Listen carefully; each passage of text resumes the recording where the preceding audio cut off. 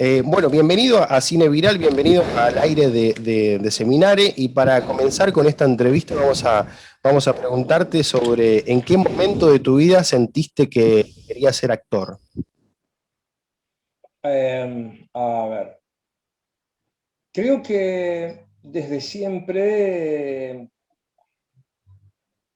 digamos que, a ver, como conciencia, como registro de que en mí estaba el actor, creo que en la primaria ya me daba cuenta que algo dentro de mí que necesitaba expresarse, eh, expresarse a través de mí, digo, Ujú. a través de mi cuerpo, ¿no?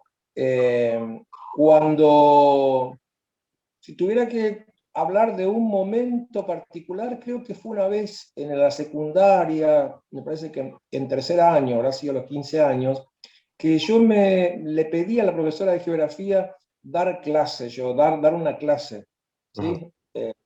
Me gustaba mucho geografía y me acuerdo que me pasé ahí en el curso como si supiera manejar la escena. Eh, Así que bueno, ahí estuvo ya en ciernes dos cosas. Una es que me encantó estar ahí delante de los chicos.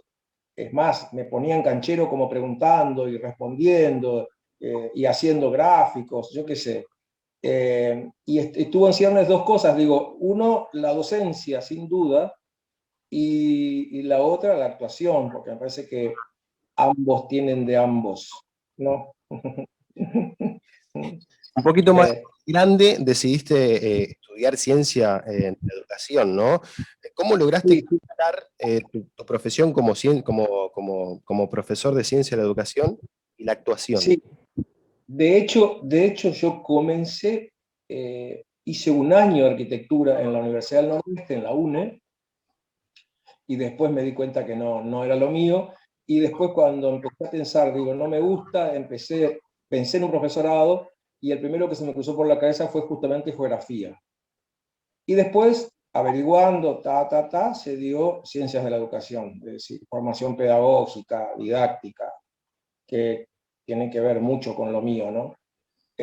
Así que bueno, cuando me recibí de profesor en Ciencias de la Educación en la Universidad del Nordeste y trabajé ahí 2 años o tres, creo, cuando me recibí, eh, dije, llegó el momento de ir a Buenos Aires a ser actor profesional. Esta cosa también siempre sentí que era actor, o sea, yo estoy escribiendo unos cuadernos de actuación en cine y una de las premisas que yo pongo en lo que escribo tiene que ver con que yo sostengo que un profesor, un maestro, un profesor de teatro, nunca recibe a un alumno o alumna, eh, futuro actor, eh, sin que no lo recibe en blanco, digamos. Es decir, te doy un ejemplo. Si vos tenés 20 años y comenzás teatro, yo parto de la base del punto de vista pedagógico, del punto de vista de formación, que vos tenés mínimo 15 años de teatro.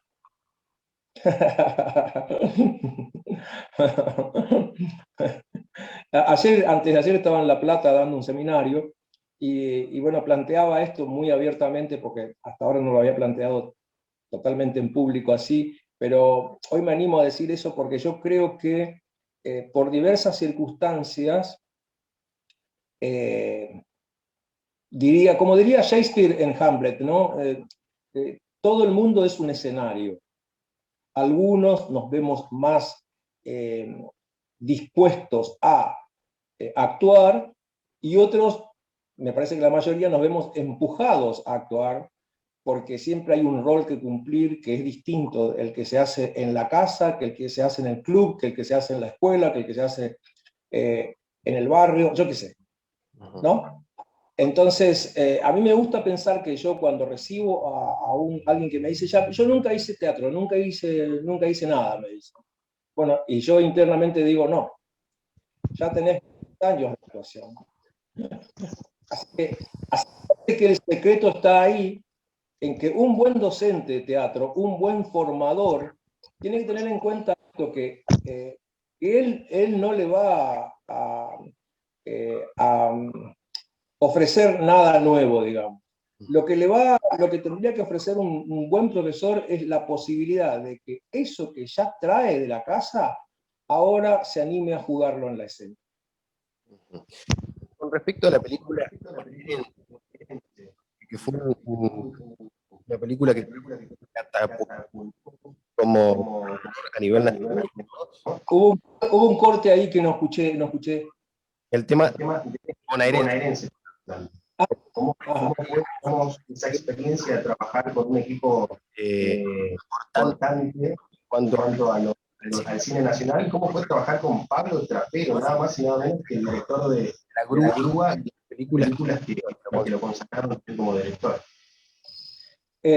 Bueno, el bonaerense fue el debut en cine como protagónico, digamos. Yo había debutado en cine en el año anterior con un bolo en la película Felicidades de Lucho Bender, y a partir de ahí, bueno, haciendo casting, en un momento recalo en el casting de La búsqueda de Pablo, y eso fue a lo largo casi de un mes, una o dos por semana, hacer casting. Y cuando pasó el mes me eligieron, y ese casting durante tanto tiempo con tantos actores no fue un dato menor en mi carrera, porque eso desde algún lugar me dio como un curso intensivo acerca de las variables que se juegan en el cine, digamos. Sí, entre otras cosas, Pablo Trapero, como pasa con la mayoría de los directores del cine argentino, trabajan mucho con la improvisación, con las acciones, con la improvisación, y después en el set vuelven a ajustar cosas, así que bueno, eso fue un desafío muy grande, porque te imaginas que yo venía hacía pocos años de comenzar teatro, y de repente había un protagónico absoluto de mucha responsabilidad, porque era la segunda película de Trapero después de Mundo Grúa, y todo el mundo estaba esperando su largo nuevo, digamos, así que con el bonaerense me jugaba mucho, y bueno, tuve la suerte de que me encontré con la mano de él, de un talentoso, y de un equipo y de actores que pegaban fuerte, digamos. Entonces, no me resultó tan difícil por esa previa que tuve en el casting, porque en el casting me aprendí casi todo lo que iba a hacer, tener que hacer después. ¿Cuál fue el desafío más importante o cuál fue el mayor desafío que tuviste en tu carrera, más allá del bonaerense, de bonaerense o desde antes hasta acá, digamos, hasta el 2021? ¿Cuál fue el desafío más importante o mayor que tuviste? El desafío más grande, ya corriéndonos del cine y entrando en el terreno de la televisión, sin duda es Monzón. Eh, Porque si bien el formato es televisivo, es serie, la serie fue encarada desde el punto de vista cinematográfico. Los tiempos fueron cinematográficos. No grabábamos más de 6 escenas diarias, cuando que en televisión podés llegar a hacer 15, 20, yo qué sé. ¿Entendés? Entonces estaba muy cuidado el detalle, se trabajaba mucho al detalle, y había tiempo en el antes, durante, el después en el set.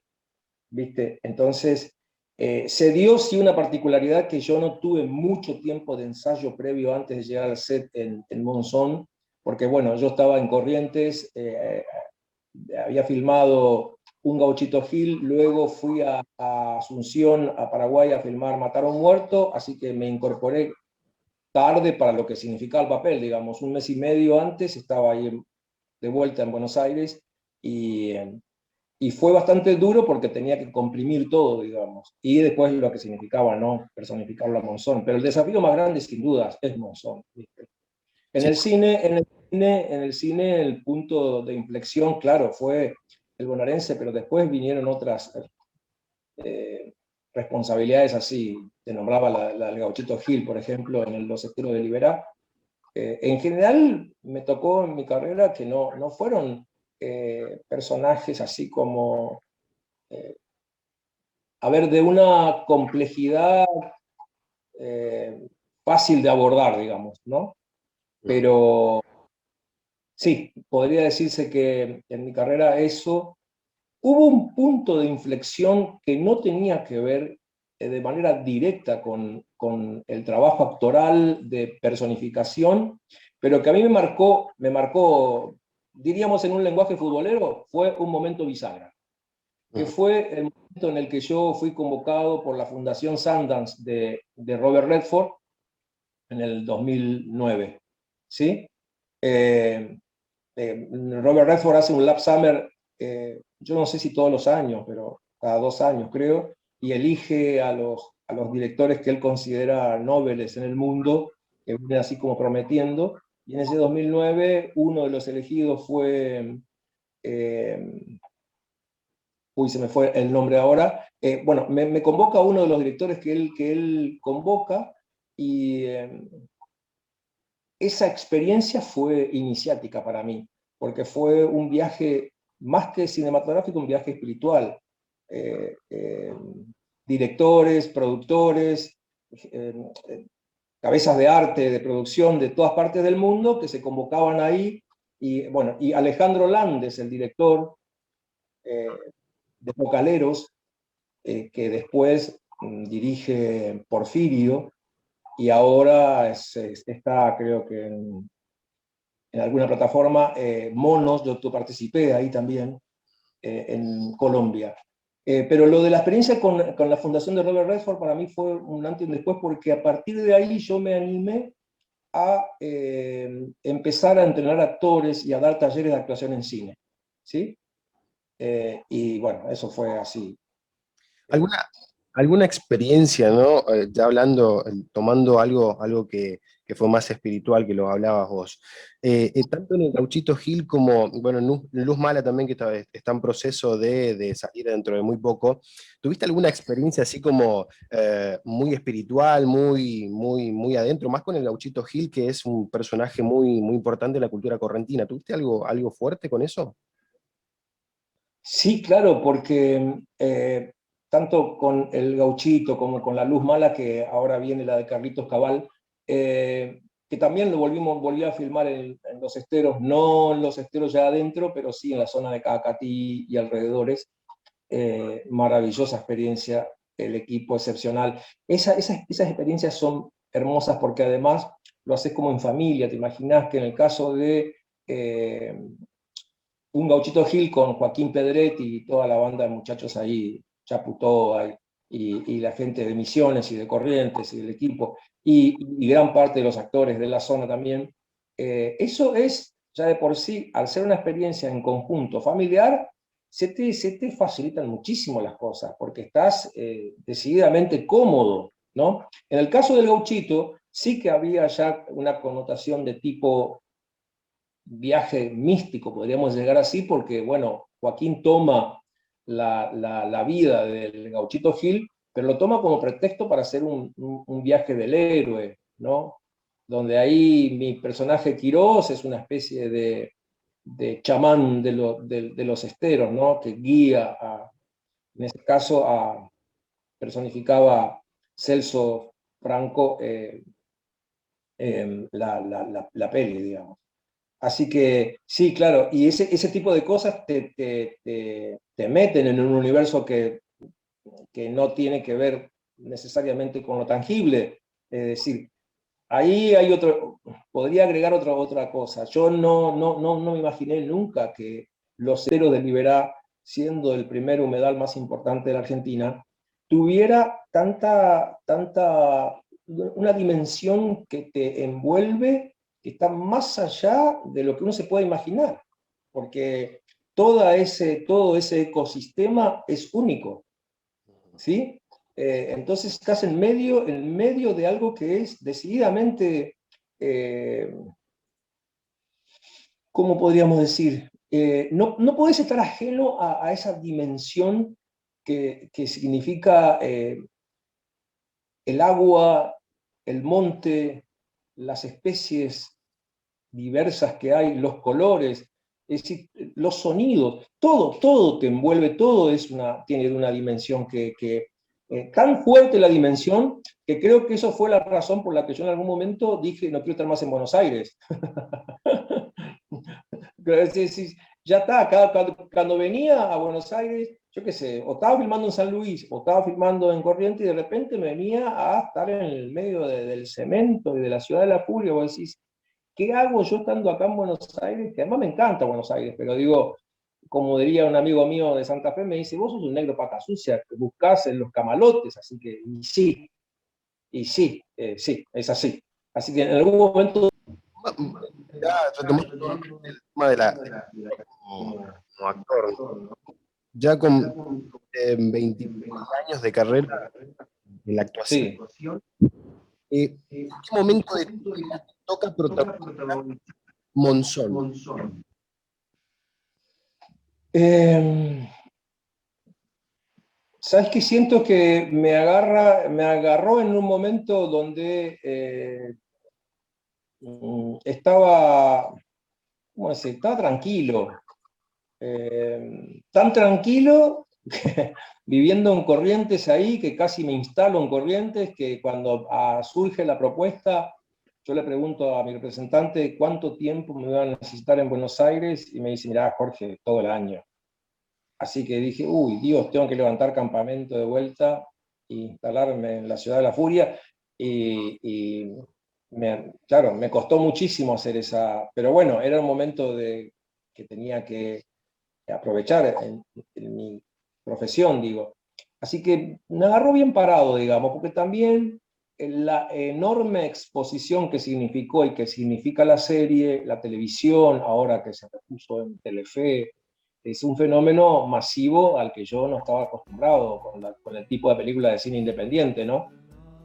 Si bien había una dimensión internacional en las pelis que yo hacía, no significa la masividad que significa hoy Monzón, digo, con todas las plataformas que tuvo, ¿viste? Porque tuvo primero en Space, después en TNT, yo qué sé, y después Netflix, y ahora sigue en Netflix, ¿no? Sí, Y sí. en Telefe.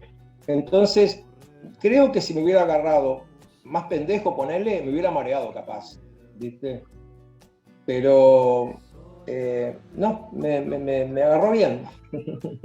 ¿Cómo fue trabajar con Solita Silveira, entre otros grandes actores que forman parte del elenco? ¿Cómo fue ese momento de entrar al set también que debe ser fuerte, ¿no? Porque el parecido que tenés a Monzón en serie es impresionante. Como yo le decía a Carla cuando comenzaba la serie, nosotros lo pudimos seguir a través de Space, cuando ni bien se estrena, fue impresionante verte ahí en la camilla con el yeso, es impresionante. ¿Cómo fue esa experiencia de trabajar en un set protagonizando a Monzón y cómo fue trabajar con Solita Silveira, que fue como la mamá de Alicia? Alicia. Mira, yo, a ver, tuve instancias, ¿no? Tenía mucho temor al comienzo, en el cuando nos estábamos preparando en la previa, antes de comenzar el rodaje. El rodaje comenzó en agosto del 2018 y yo hacía un mes y pico que estaba dando vueltas con el entrenamiento y me daba cuenta de que los actores que habían sido convocados, yo nunca había trabajado con ninguno, y en general venían con una trayectoria grosa, Uh -huh. ¿sí? Que para mí al comienzo significó un poco, viste, ponerme casi en observador, y en ese observar pronto empecé a disfrutar verlos, porque era maravilloso ver a un Cremonesi, a una Florencia Raggi, a Soledad Silveira en el set, la profesionalidad, el talento que tienen y el modo de trabajar. Así que yo como entrenador de actores me hubiera gustado tener más tiempo para poder verlos, incluido al mismo Mauricio Picchio, el monzonito, ¿no?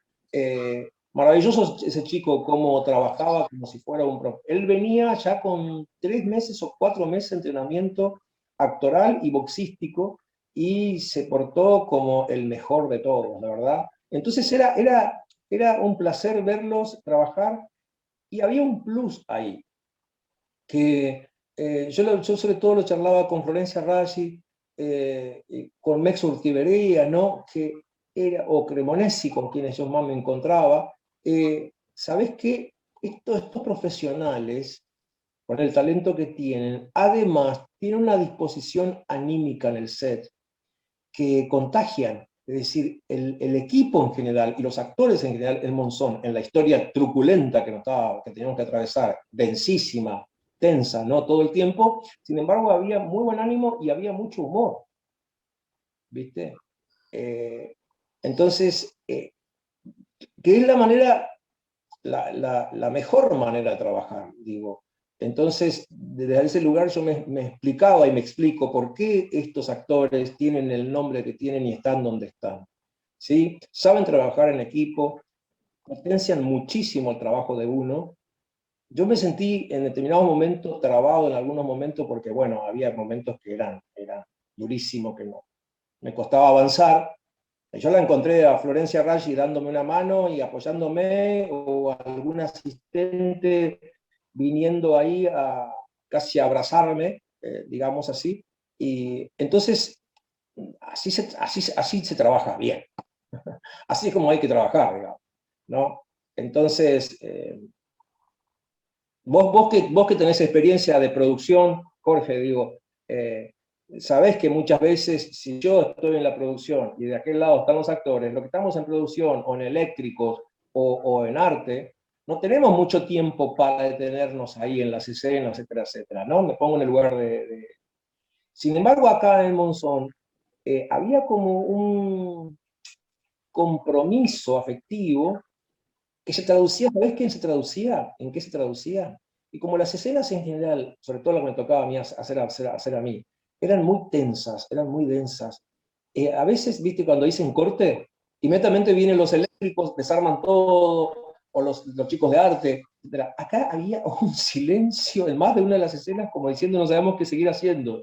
Había como una sinergia ahí muy fuerte, ¿no? Ujú. Del equipo. Bueno, desde ese lugar, desde lo que te estoy contando, a mí se me facilitó mucho, ¿viste? Porque siento en la distancia, ahora que pasó el tiempo, eh, que no hubiera podido atravesar muchas cosas, ¿viste? Porque estaba haciendo nada más y nada menos de un personaje que, como dice la publicidad, ídolo y femicida, Sí. ¿no? Entonces, eh, tras Cartón también la primera serie de ficción adulta que producía Disney en Latinoamérica. Eso fue lo más impactante, digamos, que cuando vimos los créditos decía Disney, Disney Production, algo así, y la verdad que fue algo que, como digo, fue un gran paso para Disney contar la historia de nada más y nada menos que de un femicida como fue Carlos Monzón, ¿no? Así que Sí, una gran apuesta, la verdad que la elección del elenco fue impresionante y tu actuación, la verdad que, mira, le aburrí a Carla, a mi compañera, con la escena que decías yo no tengo nada que esconder. Yo soy Carlos Monzón. No, por supuesto que voy a hablar. Yo no tengo nada que esconder, yo soy Carlos Monzón. Te juro que a mí me corría un escalofrío cuando veía esa escena, esa primera escena donde aparecías. Es impresionante. La verdad, tengo el placer de poder decírtelo aquí en cámara. Te felicito por esa actuación. Y bueno, la parte final de esta serie fue demasiadamente fuerte. Nosotros mismos mirándola no, nos quedábamos helados por la carga de violencia que hay, ¿no? Y que creo que no está preparada como para que la vea cualquiera esa última escena, porque la verdad que es demasiadamente fuerte. Amablemente se lo pregunto. ¿Va a hablar o no va a hablar?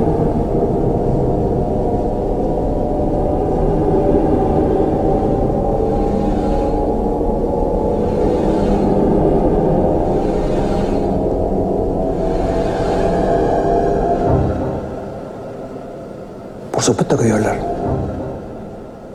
Yo no tengo nada que esconder. Yo soy Carlos Monzón.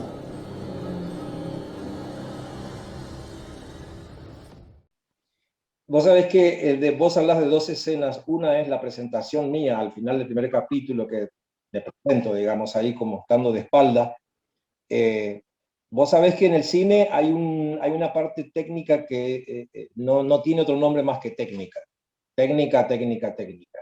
Es decir, pura técnica, donde uno tiene que trabajar lo orgánico en función de la técnica, se prioriza la técnica.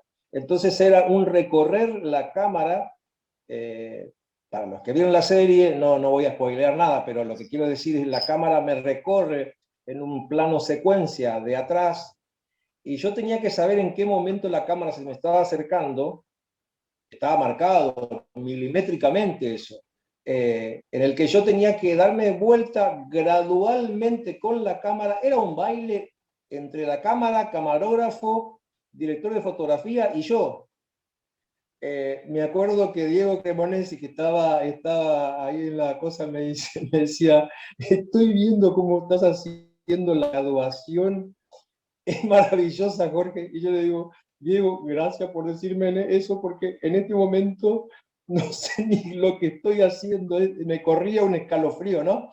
Pero bueno, quiero decir, son momentos técnicos, mágicos, que claro, cuando los profesionales como Jesús Bracera tenían muy claro todo el tiempo que quería para esa escena que se convirtió casi como una marca de Monzón, ¿no?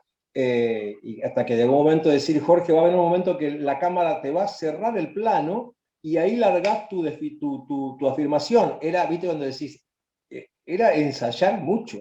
Era ensayar mucho, hacer mucho, para que justo cuando, tac, tac, si me acercara a la cámara, yo terminara de darme vuelta.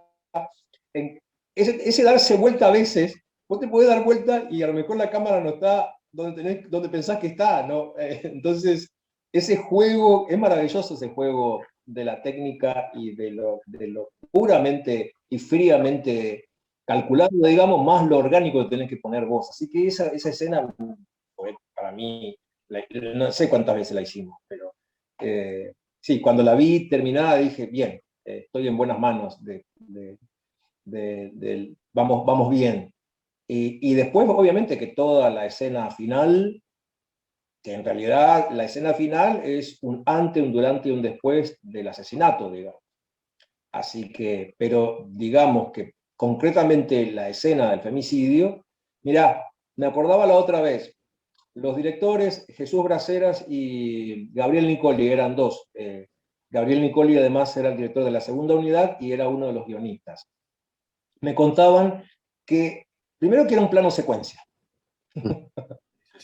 Toda la escena final, esa escalera, balcón, dormitorio, no puedo entrar más en detalle, pero digo, todo eso era un plano secuencia.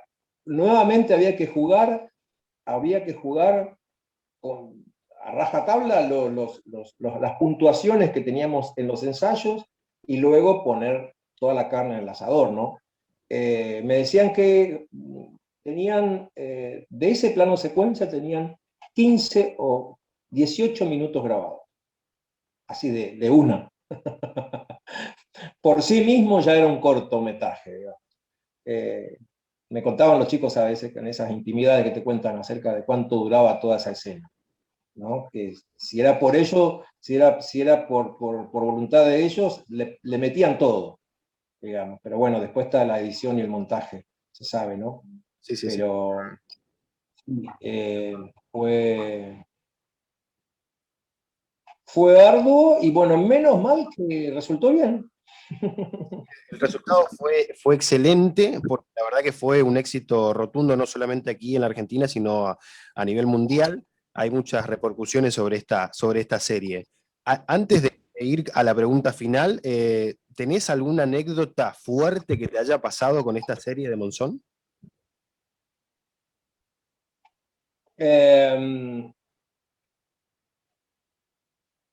Hay varias.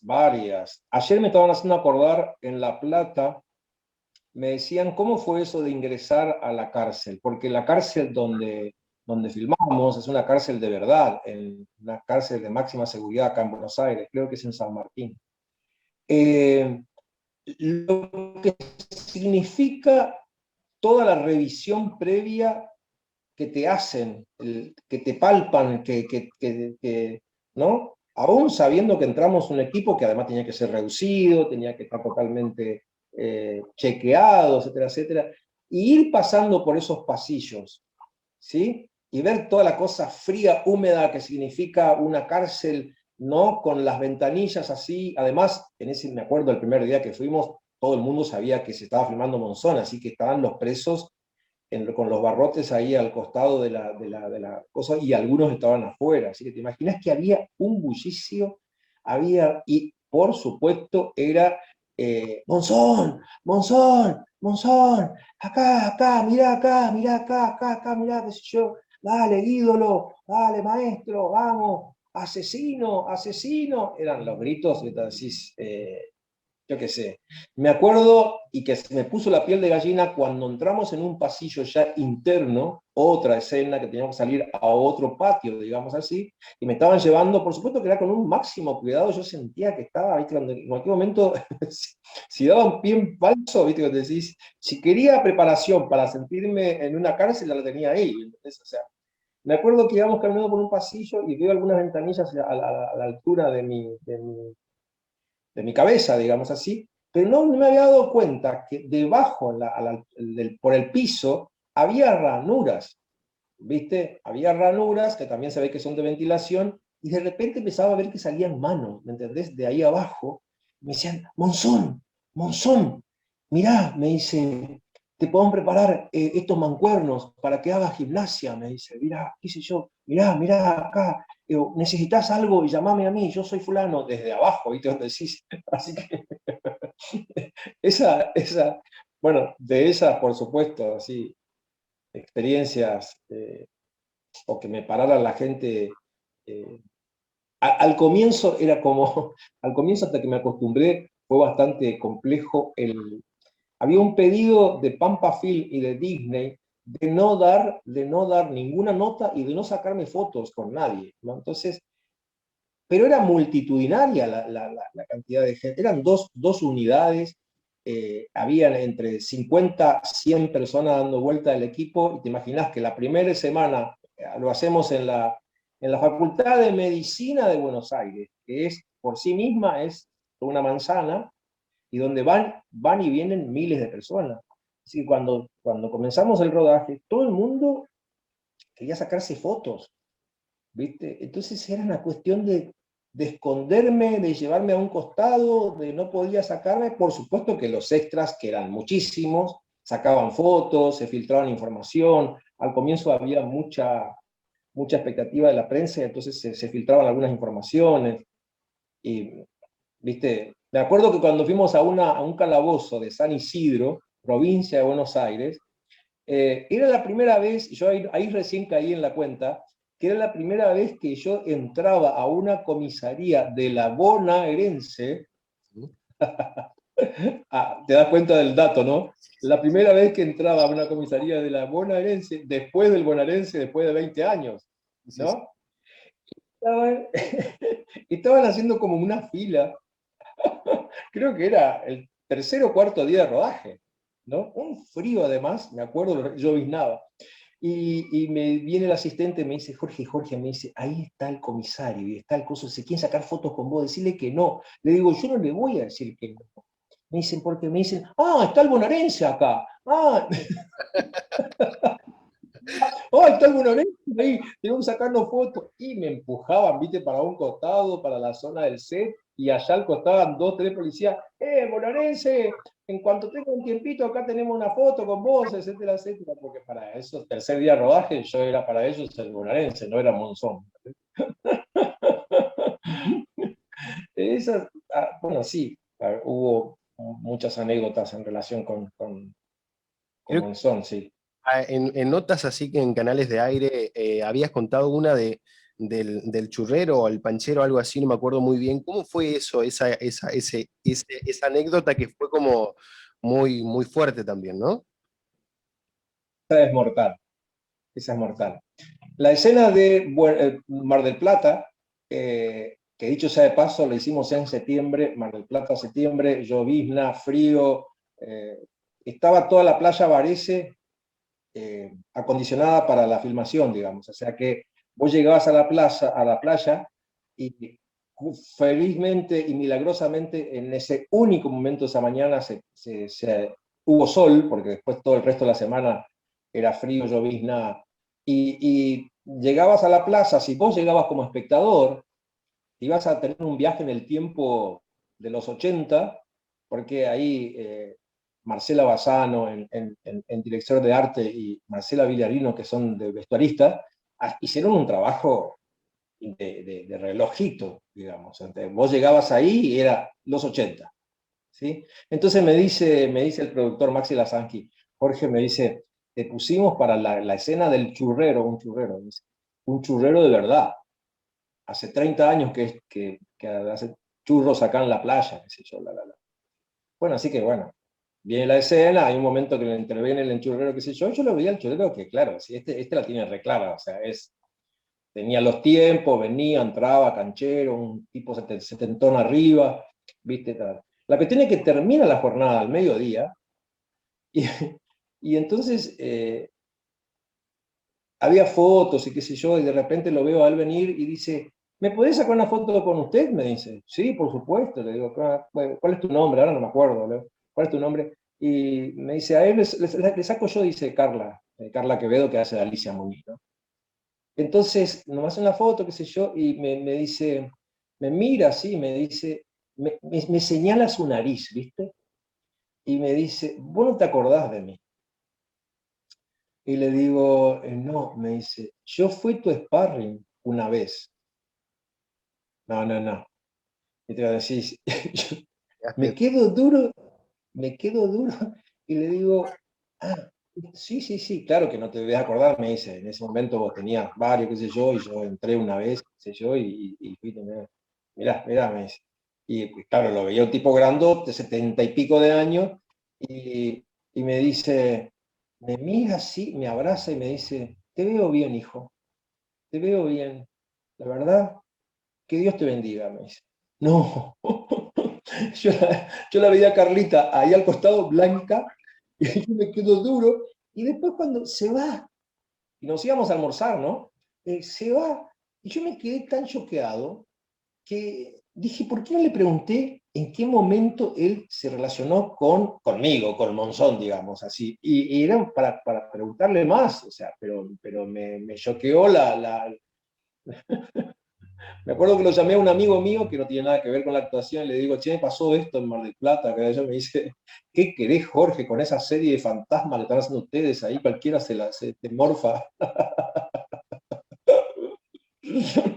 La verdad que es impresionante. Podríamos estar como 3 horas hablando con vos, Jorge, pero bueno, tenemos que ir ya cerrando esta entrevista y sin antes preguntarte, ¿no? ¿Qué libro o qué película? Primero vamos a organizarnos. ¿Con qué banda sonora Sí. te gustaría que tu cortometraje en un futuro, ¿no? Que va a ser Marcel Sombos, el que va a ser, lo dijo en exclusiva en un vivo, que va a ser Marcel el que va a hacer la historia de tu vida? ¿Qué banda sonora te La gustaría? historia de mi vida, ¿qué banda sonora?